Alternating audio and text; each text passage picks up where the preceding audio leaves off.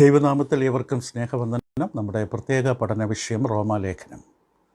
റോമാലേഖനത്തിൽ നിന്നുള്ള പഠനത്തിൽ 123 അവതരണം. റോമാലേഖനം 6 അധ്യായം, വളരെ സുപ്രധാനമായ ഒരു അധ്യായം. 6-7 അധ്യായങ്ങൾ നമ്മുടെ വിശുദ്ധീകരണത്തെക്കുറിച്ച് പഠിപ്പിക്കുന്നു.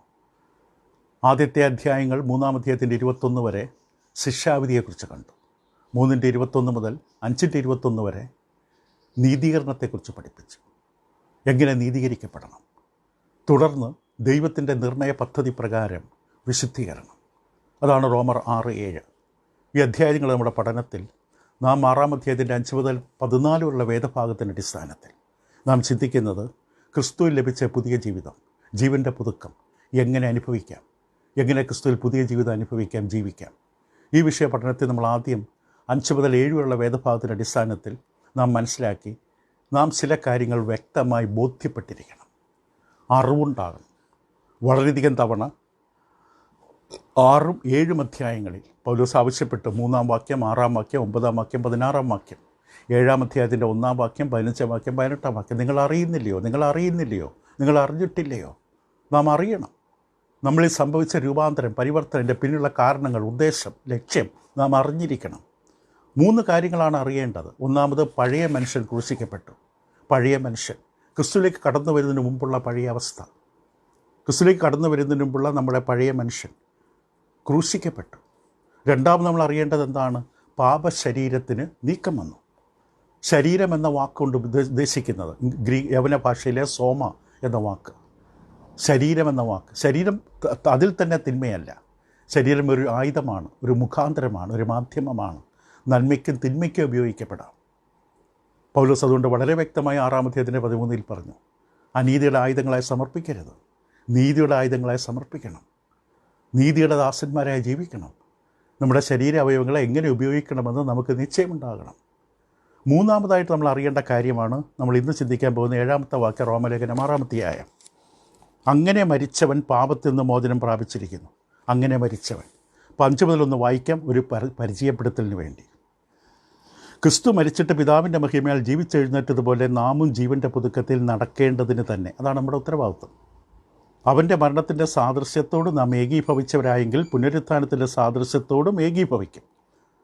നാം ഇനി പാപത്തിന് അടിമപ്പെടാതെ വണ്ണം പാപശരീരത്തിൽ നീക്കം വരേണ്ടതിന് നമ്മുടെ പഴയ മനുഷ്യൻ അവനോടുകൂടെ ക്രൂശിക്കപ്പെട്ടുവെന്ന് നാം അറിയുന്നു.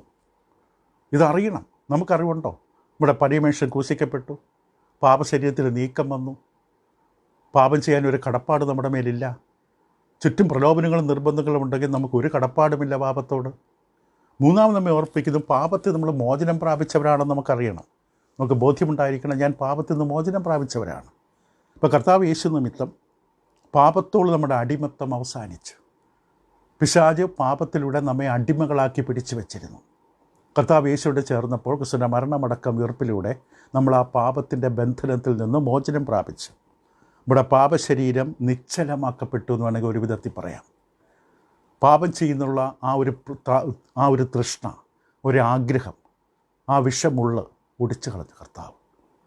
നാം ഇനി പാപത്തിന് അടിമകളല്ല. 1863 ജനുവരി മാസം 1-ാം തീയതി അമേരിക്കൻ പ്രസിഡന്റ് അബ്രഹാം ലിങ്കൺ അടിമ വിമോചന ബില്ല് പാസ്സാക്കി. ആ വലിയ പ്രഖ്യാപനം നടത്തി. കറുത്ത വർഗ്ഗക്കാരായ അടിമകളെ മോചിപ്പിച്ചുകൊണ്ടുള്ള അമേരിക്കൻ പ്രസിഡൻ്റ് പ്രഖ്യാപനം അത് അനൗൺസ് ചെയ്തു. ഡിസംബർ 18, 1865 അമേരിക്കൻ ഭരണഘടനയുടെ 13-ാം വകുപ്പ് ഭേദഗതി ചെയ്തുകൊണ്ട് ആ നിയമത്തെ അംഗീകരിച്ചു. അടിമ സമ്പ്രദായം നീക്കം ചെയ്തു 1865. പക്ഷേ അതിന് 1800-ൽ പരം വർഷങ്ങൾക്ക് മുമ്പ് കർത്താവ് യേശു ക്രിസ്തു തൻ്റെ രക്തത്താൽ ആത്മീക അടിമത്തത്തിൽ കിടന്ന മാനവ ജനതയ്ക്ക് മോചനം കർത്താവ് ഒരുക്കി. ആത്മീക അടിമത്തം, അതാണ് ഏറ്റവും വലിയ അടിമത്തം. ഈ അമേരിക്കൻ പ്രസിഡന്റ് ഈ പ്രഖ്യാപനം നടത്തുന്നതിന് 1800-ൽ പരം വർഷങ്ങൾക്ക് മുമ്പ് 1-ാം നൂറ്റാണ്ടിൽ കർത്താവ് യേശു തൻ്റെ രക്തത്താൽ ആ വലിയ പ്രഖ്യാപനം നടത്തി. ഇപ്പോൾ റോമലേഖനം 5-21 പൗലോസ് അപ്പോസ്തലൻ മരണം വാഴുന്നതിനെക്കുറിച്ച് പറഞ്ഞു. പാപം മരണത്താൽ വാണതുപോലെ പാപം ഒരു മഹാഭീകരനായ രാജാവിനെ പോലെ പാപം വാഴുകയായിരുന്നു. ഇനി നമ്മൾ ആ പാപത്തിന് മുമ്പിൽ മുട്ടുമടക്കേണ്ട കാര്യമില്ല. പഴയ കാലത്ത് ചക്രവർത്തിയുടെ മുമ്പിൽ ചെല്ലുമ്പോൾ മുട്ടുമടക്കി നിൽക്കണം.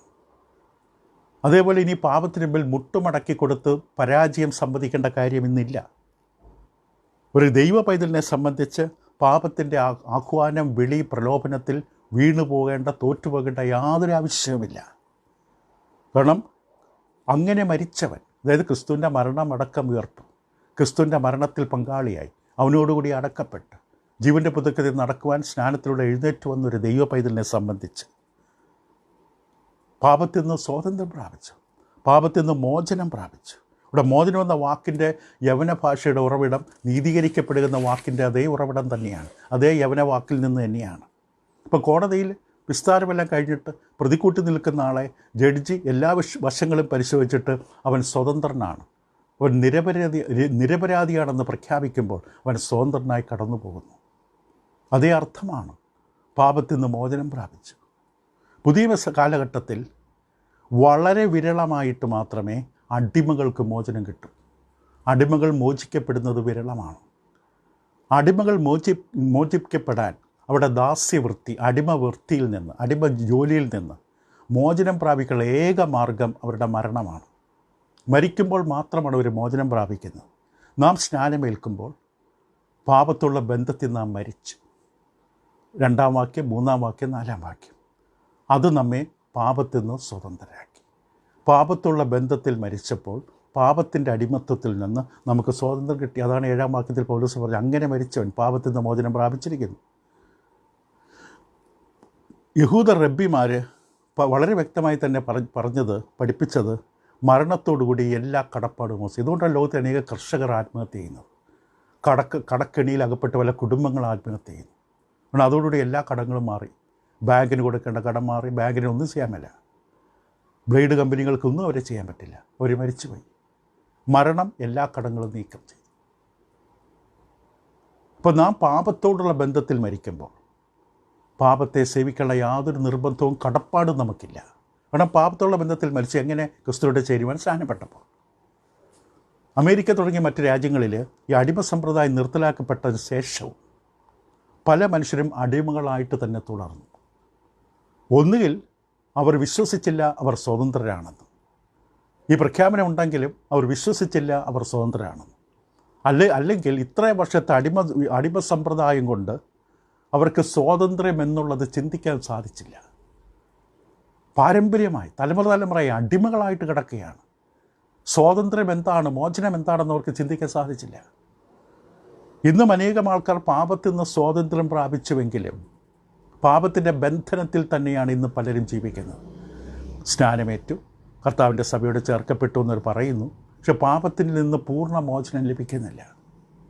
അപ്പോൾ പൗലോസ് ദൈവാത്മാവിൽ എല്ലാ ദൈവമക്കളോടും പറഞ്ഞു കൊടുക്കുന്നത്, നിങ്ങളിനി പാപത്തിൻ്റെ അടിമയല്ല, പാപത്തിൽ നിന്ന് മോചനം പ്രാപിച്ചു. നിങ്ങൾ സ്നാനമേറ്റവരാണെങ്കിൽ, വചനപ്രകാരം സ്നാനമേറ്റവരാണെങ്കിൽ ഇനി പാപത്തിനെ സേവിക്കേണ്ട കാര്യമില്ല. അതാണ് 6-ാം വാക്യത്തിൽ തന്നെ പൗലോസ് ഓർമ്മപ്പെടുത്തിയത്. റോമലേഖനം 6, നാം ഇനി പാപത്തിന് അടിമപ്പെടാതെ വണ്ണം പാപശരി നീക്കം വരേണ്ടത്. നിങ്ങളിനി പാപത്തിന് അടിമയല്ല. നിങ്ങൾ ആദ്യം ഒന്ന് മനസ്സിലാക്കുക, നിങ്ങൾ പാപത്തിന് അടിമയല്ല. ഒരു നിർബന്ധം നിങ്ങൾക്കില്ല പാപം ചെയ്യണം, ഈ പാപം ചെയ്യാതിരിക്കാൻ പറ്റില്ല, പാപം ചെയ്തേ പറ്റൂ എന്നൊരു നിർബന്ധം നിങ്ങളുടെ മേലില്ല. നിങ്ങളിന്ന് പാപത്തിന് അടിമയല്ല. 8 മുതൽ 11 വാക്യങ്ങളിൽ മറ്റൊരു പ്രധാനപ്പെട്ട ഒരു കാര്യം ഓർമ്മിപ്പിക്കുകയാണ്. നാം ചില കാര്യങ്ങൾ പരിഗണിക്കണം, എണ്ണണം. 8 മുതൽ 11 ശ്രദ്ധിക്കാം. നാം ക്രിസ്തുവിനോടുകൂടെ മരിച്ച് എങ്കിൽ അവനോടുകൂടെ ജീവിക്കുമെന്ന് വിശ്വസിക്കുന്നു. ക്രിസ്തു മരിച്ചിട്ട് ഉയർത്തെഴുന്നേറ്റിരിക്കിയാൽ ഇനി മരിക്കയില്ല. മരണത്തിൻ്റെ അവൻ്റെ മേൽ ഇനി കർത്തൃത്വമില്ല എന്ന് നാം അറിയുന്നുവല്ലോ. അവൻ മരിച്ചത് പാപസംബന്ധമായിട്ട് ഒരിക്കലായിട്ട് മരിച്ചു. അവൻ ജീവിക്കുന്നതോ ദൈവത്തിന് ജീവിക്കുന്നു. അവണ്ണം നിങ്ങളും പാപസംബന്ധമായി മരിച്ചവരെന്നും, ശ്രദ്ധിക്കുക, ക്രിസ്തുവേശുവിൽ ദൈവത്തിന് ജീവിക്കുന്നവരെന്നും നിങ്ങളെ തന്നെ എണ്ണുവീൻ. നിങ്ങളെ തന്നെ എണ്ണണം. നിങ്ങൾ തന്നെ വ്യക്തമായി നിങ്ങളുടെ അവസ്ഥ പരിഗണിക്കണം, ബോധ്യപ്പെട്ടിരിക്കണം. ഇപ്പോൾ ക്രിസ്തുവിലൊരു പുതിയ ജീവിതം ജീവിക്കുവാൻ നാം ഇത് ചെയ്യേണ്ടത് ചില കാര്യങ്ങൾ നമ്മൾ എണ്ണണം. എണ്ണുക എന്ന വാക്ക് 11-ാം വാക്യത്തിൽ കാണാം. പാപസംബന്ധമായി മരിച്ചവർ അവണ്ണം നിങ്ങളും പാപസംബന്ധമായി മരിച്ചവർ എന്നും ക്രിസ്തുവേശുവിൽ ദൈവത്തിന് ജീവിക്കുന്നവർ എന്നും നിങ്ങളെ തന്നെ എണ്ണുവീൻ എന്നാണ് ആവശ്യപ്പെട്ടത്. ഇപ്പം 5-ാം വാക്യം മുതൽ 7-ാം വാക്യം വരെ നാം കണ്ടു പാപത്തോടുള്ള ബന്ധത്തിൽ മരിച്ചതിനെക്കുറിച്ച് വിശദമാക്കി. 5 മുതൽ 7 വരെ ക്രിസ്തുവിനോട് ചേരുവാൻ സ്നാനപ്പെട്ടപ്പോൾ പാപത്തോടുള്ള ബന്ധത്തിൽ ഒരു മനുഷ്യൻ മരിച്ചു. 8 മുതൽ 11 വരെ പറയുന്നത് പാപത്തോടുള്ള ബന്ധത്തിൽ മരിച്ചതിനെക്കുറിച്ചല്ല. അവിടുത്തെ ഊന്നൽ ദൈവത്തിന് ജീവിക്കുന്നു എന്നതാണ്. മരിച്ചാൽ മാത്രം പോരാ, മറുവശത്ത് ദൈവത്തിനു വേണ്ടി ജീവിക്കാൻ വേണ്ടിയാണ് മരിച്ചത്. ഈ വിത്ത് ചത്തത് പുതിയ മുളയ്ക്ക് വേണ്ടിയാണ്, പുതിയ ചെടി ഉണ്ടാകാനാണ്. ഇപ്പോൾ 8-ാം വാക്യം ഒരിക്കൽ കൂടെ നോക്കാം. നാം ക്രിസ്തുവിനോടുകൂടെ മരിച്ചുവെങ്കിൽ അവനോടുകൂടെ ജീവിക്കുമെന്ന് വിശ്വസിക്കുന്നു. ആദ്യം ശരിക്കും മരിക്കണം, ക്രിസ്തുവിനോടുകൂടി മരിക്കണം. കണ്ണടച്ചിരുന്നാൽ പോരാ, എന്തെങ്കിലും മയക്കമരുന്നടിച്ചിങ്ങനെ മയങ്ങിക്കിടക്കുന്ന അവസ്ഥയല്ല, ശരിക്കും മരിക്കണം. സ്നാനത്തിൽ ആത്മീകമായി ക്രിസ്തുവിനോടുമായി പഴയ മനുഷ്യനെ കുറിച്ചിക്കണം. അതാണ് അവിടെ ആവശ്യപ്പെട്ടത്. ക്രിസ്തുവിനോട് മരിച്ചുവെങ്കിൽ അവനോടുകൂടെ ജീവിക്കും എന്ന് നാം വിശ്വസിക്കുന്നു.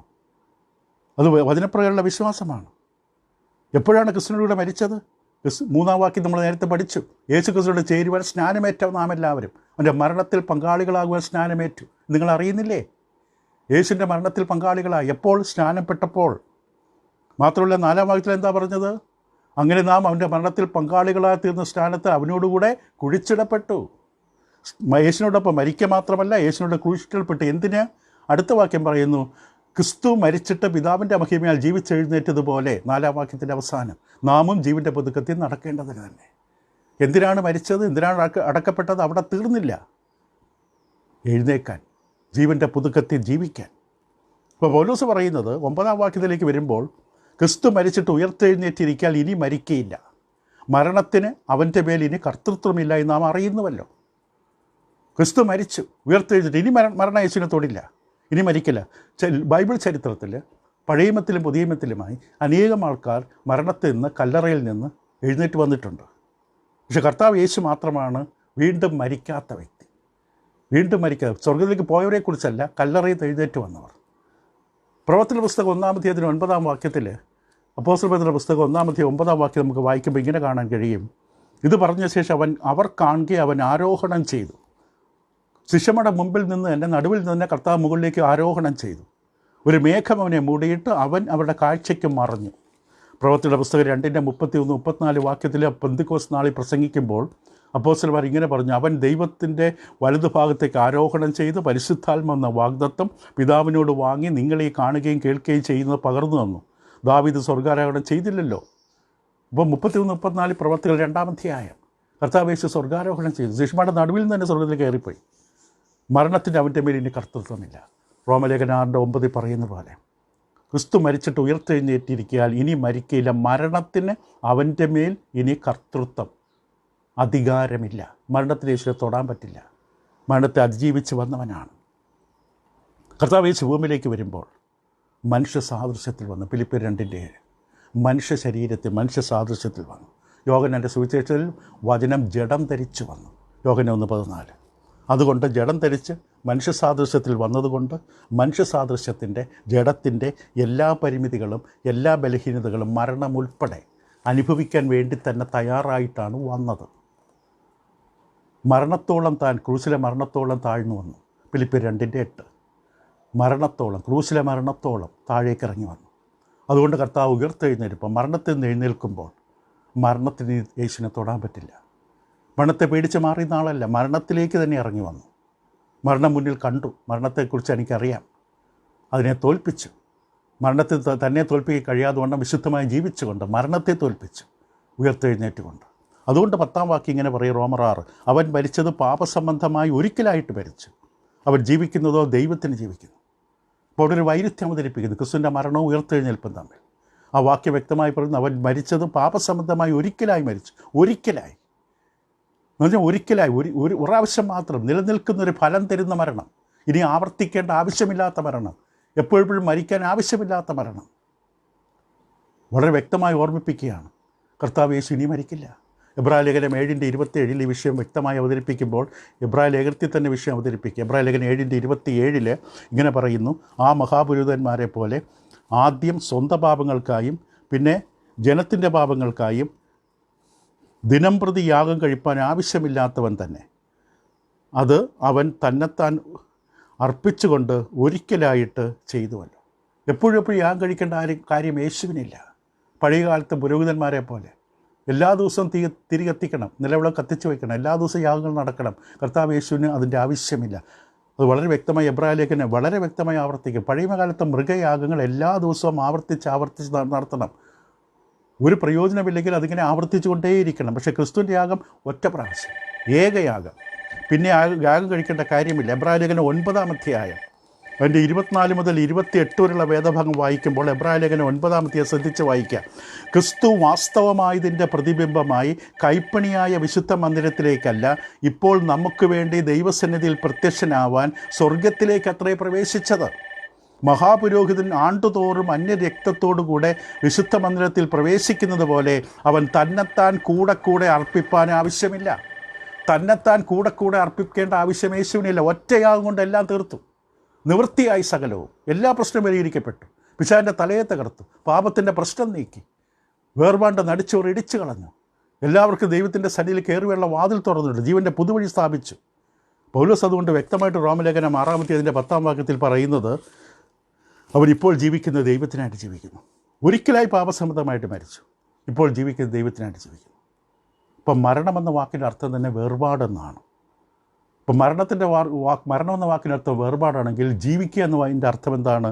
ഏകീകരണം, ഒന്നിക്കലാണ്. കർത്താവ് യേശു ദൈവത്തിനായി ജീവിക്കുന്നു. ഒരിക്കലും ദൈവത്തെ തന്നെ അകറ്റാൻ പറ്റില്ല. ദൈവമുള്ള അഭേദ്യമായ കൂട്ടായ്മയിലാണ്. കർത്താവ് യേശു മനുഷ്യൻ്റെ അനുഗ്രഹത്തിന് സഹായിക്കാൻ വേണ്ടി വന്നു മരിച്ചു. ഇപ്പോൾ അവൻ ദൈവത്തിന് വേണ്ടി ജീവിക്കുന്നു. അപ്പോൾ 2 കാര്യങ്ങളാണ് നമ്മൾ പരിഗണിക്കേണ്ടത്. പൗലോസൂടെ പറയുന്നു, ക്രിസ്തുവിൽ പുതിയ ജീവിതം ജീവിക്കാൻ 2 കാര്യങ്ങൾ എണ്ണണം. എന്തൊക്കെയാണ്? ഒന്ന്, നാം മരിച്ചവനാണെന്ന് എണ്ണണം.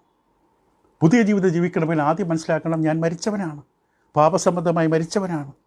ദൈവമക്കളെ സംബന്ധിച്ച് നാം മനസ്സിലാക്കണം, എണ്ണണം, പരിഗണിക്കണം, കണക്കാക്കണം, ഞാൻ പാപസംബന്ധമായി മരിച്ചവനാണ്. കർത്താവ് യേശു നമ്മളെ വ്യക്തമായി ഓർമ്മിപ്പിക്കുന്നു. 11-ാം വാക്യം, അവണ്ണം നിങ്ങളും ക്രിസ്തുവിനെക്കുറിച്ച് പറഞ്ഞിട്ട് നമ്മോട് പറയുകയാണ്, അവണ്ണം നിങ്ങളും പാപസംബന്ധമായി മരിച്ചവർ, പാപത്തോടുള്ള ബന്ധത്തിൽ മരിച്ചവർ എന്ന് എണ്ണണം. എന്ന് പറഞ്ഞാൽ അത് കണക്കെഴുത്തിൻ്റെ വാക്കാണ്. 4-ാം അധ്യായം നമ്മൾ മുഴുവൻ പഠിച്ച വാക്കതാണ്. നീതിമാനായി എണ്ണും. അബ്രഹാം ദൈവത്തെ വിശ്വസിച്ചു, അതുപോലെ നീതിമാനായി കണക്കിടുക, എണ്ണുക.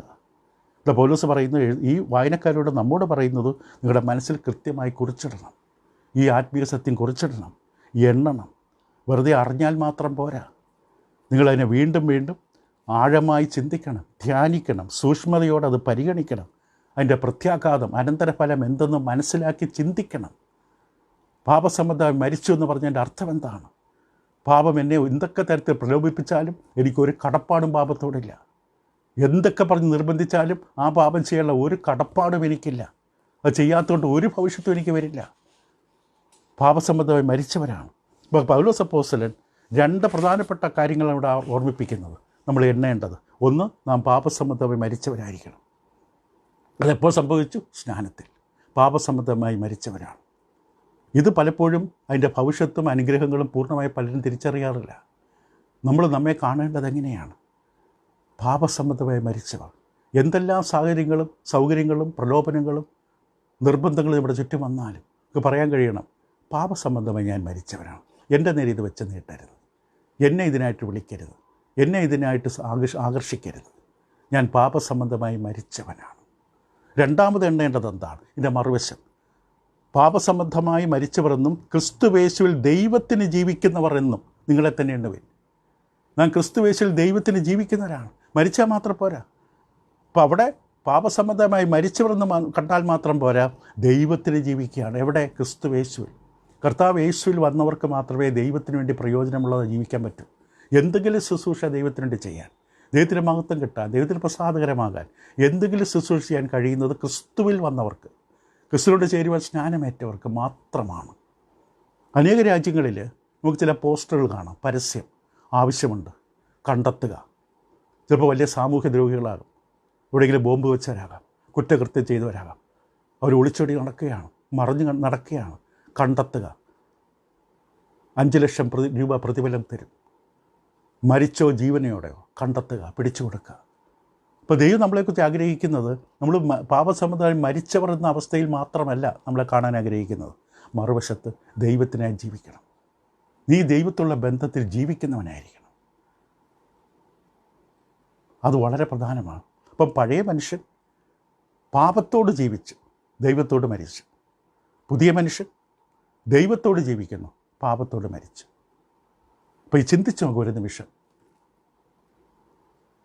ക്രിസ്തുയേശുവിൽ ദൈവത്തിന് ജീവിക്കുന്നവർ എന്നും നിങ്ങളെ തന്നെ എണ്ണുവിൻ.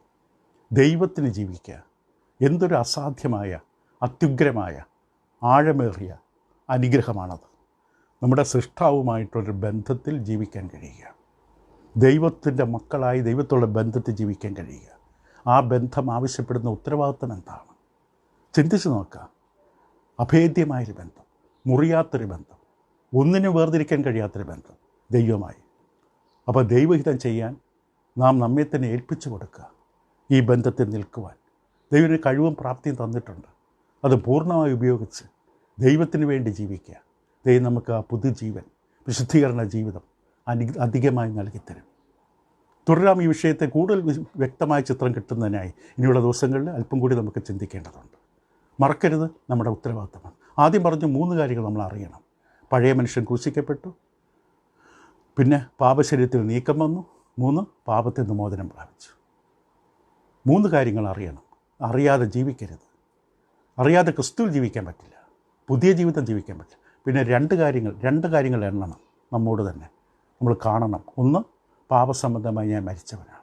2, ദൈവത്തിന് ജീവിക്കുന്നവനാണ്. ഇതാണ് ദൈവം നമ്മോട് ആവശ്യപ്പെടുന്നത്. ഈ ബോധ്യം എപ്പോഴും നമുക്കുണ്ടായിരിക്കട്ടെ. ദൈവം നിങ്ങളെ സഹായിക്കട്ടെ. തുടരാം അടുത്ത പഠനത്തിൽ. Thank you.